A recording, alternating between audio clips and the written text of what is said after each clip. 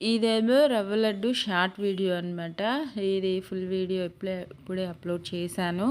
ఈ విధంగా ఒకసారి ట్రై చేయండి. ఎప్పుడు తినే విధంగా కాకుండా. ఇది ఫుల్ షార్ట్ వీడియో చూసే వాళ్ళ కోసము. 1 కప్పు బొంబాయి రవ్వకి 1/2 కప్పు దాకా ఎండు కొబ్బరి పౌడర్ తీసుకున్నాను. మీకు క్లియర్గా అయితే ఫుల్ వీడియోలో అప్లోడ్ చేశాను. ఇది అర్థం కాని వాళ్ళు అది చూసి ఒక్కసారి ట్రై చేసేయండి. ఎండు కొబ్బరి పౌడర్ కూడా 1/2 కప్పు దాకా వేసుకొని దీనిలోనే పాలు 1 కప్పు వేసుకొని ఒక అరగంట సేపు నానబెట్టేసుకున్నాను.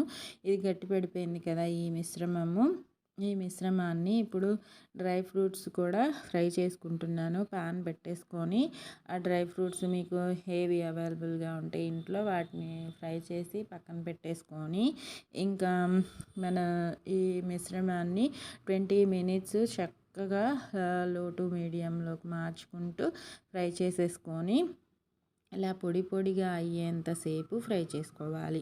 లో టు మీడియంలోకి మార్చుకుంటూ ఫ్లేమ్ అయితే ఇంకా దీంట్లో పంచదార పొడి వేస్తున్నాను సరిపడా. పంచదార పౌడర్ కూడా ఒక 1/4 కప్పు దాకా సరిపోతుంది, ఎక్కువగా ఏం పట్టదు.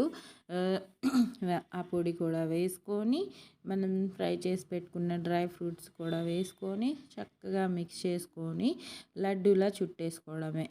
లడ్డూలా చుట్టుకొని ఇదిగోండి ఇది పొడి పొడిగా అయ్యేంతసేపు ఫ్రై చేసుకుంటున్నాను.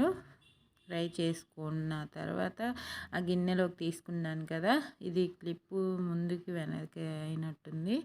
ఇంకా పంచదార పౌడరు డ్రై ఫ్రూట్స్ కూడా వేసుకొని చక్కగా లడ్డూలా చుట్టేసుకొని ఇంకా పిల్లలకి కానీ పెద్దవాళ్ళకి కానీ సర్వ్ చేసేయడమే.